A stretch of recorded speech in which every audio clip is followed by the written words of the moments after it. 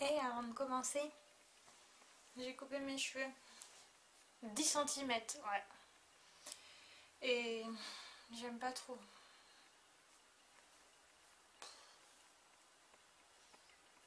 Hello à tous! Alors aujourd'hui on se retrouve pour une nouvelle vidéo beauté et je vais vous parler de ma routine maquillage. C'est parti!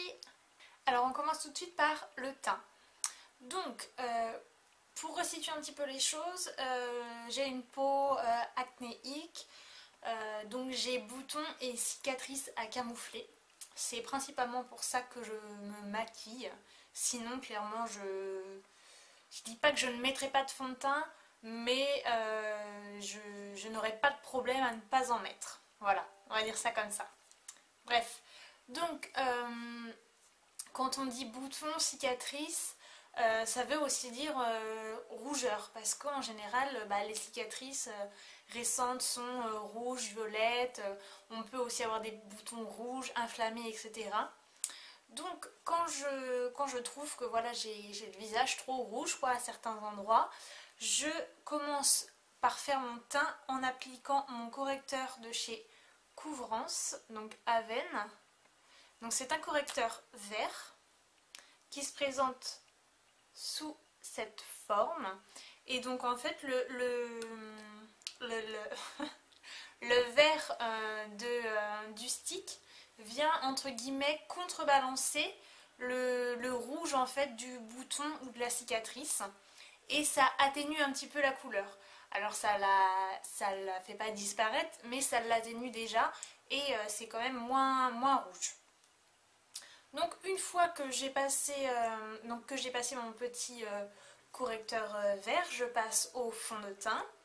Donc avant, quand je n'avais pas d'acné, j'utilisais donc toujours de la gamme Couvrance de chez Aven, le fond de teint fluide qui se présente comme ceci.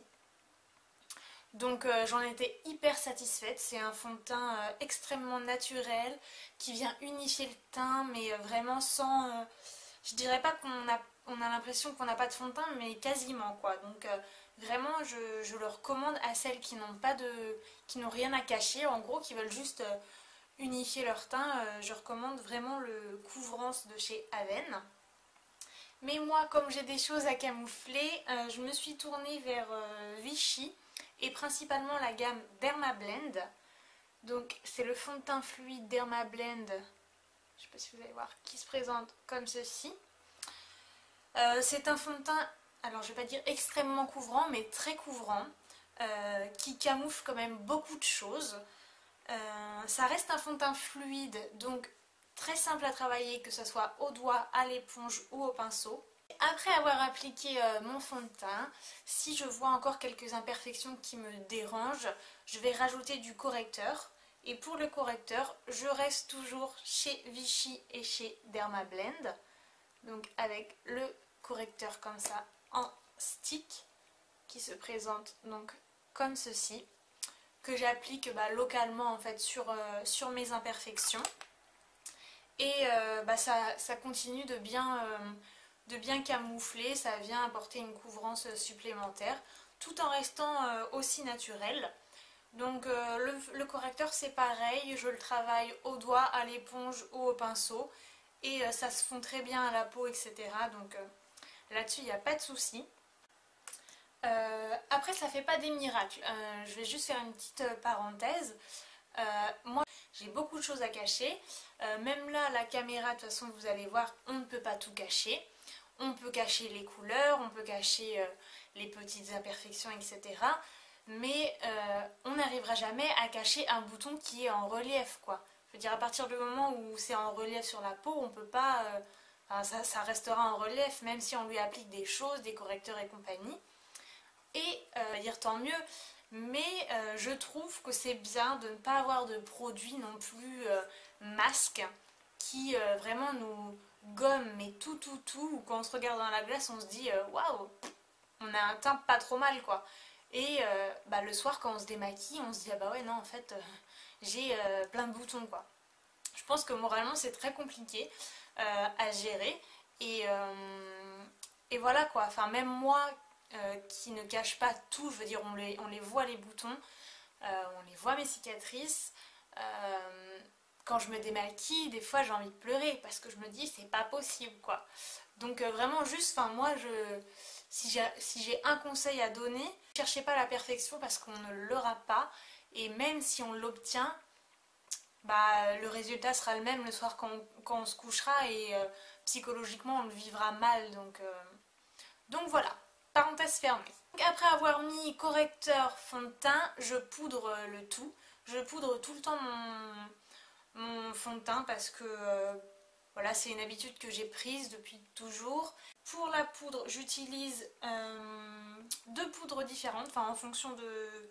J'en ai deux en fait, j'ai pas une préférée, j'en ai deux préférées.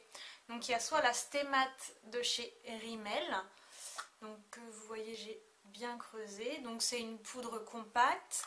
Je l'ai en teinte 02 Pink Blossom. Donc cette poudre est pas mal, elle apporte une petite touche de couvrance supplémentaire par-dessus tout ce qu'on a déjà mis.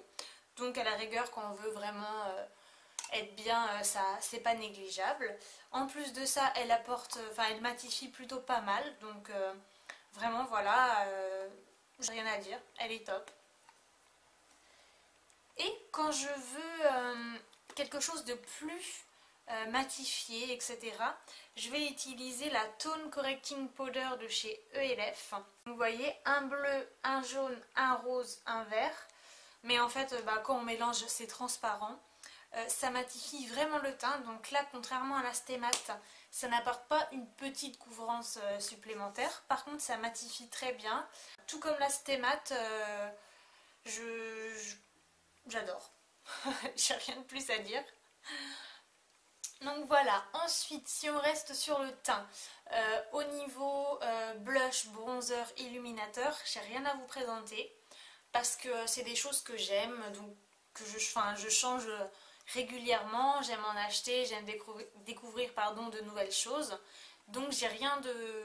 je vais rien vous présenter aujourd'hui parce que j'ai pas un produit chouchou ou quoi que ce soit.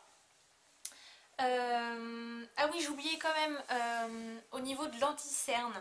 Alors moi j'en mets pas souvent, mais quand j'en mets, j'en utilise deux. Donc ça dépend de ce que je veux. Si je veux illuminer mon regard, c'est-à-dire pas forcément cacher mes cernes ou quoi que ce soit, mais vraiment illuminer le regard, je vais utiliser le teint idéal de chez Vichy, donc qui se présente... Oh là, sous forme de roll-on bee comme ceci. Bon là c'est un peu... Vous voyez c'est très liquide donc ça coule vachement. Au niveau de la teinte, je l'ai en teinte numéro 1 et elle s'appelle teinte claire. Et puis les jours où je me dis ouais j'ai envie de cacher un petit peu plus mes cernes, je vais utiliser le Cover Stick de chez Maybelline qui se présente comme ceci. Donc c'est tout simplement un petit stick comme ça. Que je mets au niveau de mes cernes et que j'estompe après au pinceau ou à l'éponge. Alors au niveau de la teinte, je l'ai en teinte 22 beige rosé. Et donc celui-ci, contrairement au Vichy, il est donc sous format stick, donc forcément plus compact, beaucoup moins liquide, beaucoup moins simple à travailler, mais du coup plus couvrant. En gros, au niveau de l'anti-cerne, si je veux illuminer, j'utilise le Vichy. Si je veux couvrir, j'utilise le Maybelline. Ensuite, pour les yeux, je vais juste vous présenter mon mascara chouchou, celui que j'utilise depuis des années et que je continuerai d'utiliser. Donc c'est le Volume Million de chez L'Oréal, qui se présente comme ceci. Je ne sais pas si vous allez voir. Voilà, donc une petite brosse à picot comme je les aime. Donc là je l'ai en version waterproof, mais je l'avais aussi en version normale et franchement il est top. J'ai rien à redire, donc c'est vraiment mon mascara chouchou. Enfin au niveau des lèvres, idem, comme pour les blushs et compagnie, j'ai rien de spécial à vous montrer. Pas de produits de chouchou, les rouges à lèvres, les gloss, les baumes et compagnie, c'est des choses que j'aime acheter. Donc je change régulièrement et j'ai rien de spécial à vous présenter. Et bien je pense qu'on a fait le tour. Correcteur, fond de teint, poudre, anti-cerne, mascara. Ouais, on a fait le tour. J'espère que cette vidéo vous aura plu. Si vous voulez d'autres renseignements, si vous avez des questions ou quoi que ce soit, n'hésitez pas à me les poser en commentaire, je me ferai un plaisir de vous répondre. Si la vidéo vous a plu, n'hésitez pas à mettre un petit pouce vers le haut, ça me ferait très plaisir. Et puis, bah c'est tout. Je vous dis à très vite pour une prochaine vidéo. Ciao!